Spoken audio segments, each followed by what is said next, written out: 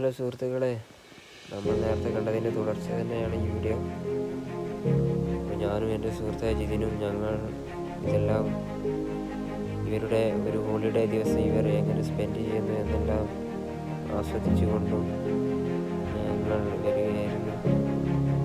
ഇതിലൂടെ നിങ്ങൾക്ക് ഞാൻ ചിത്രങ്ങൾ പകർത്തി തരികയാണ്. അവരിത് എൻജോയ് ചെയ്യുമെന്ന് വിചാരിക്കുന്നു.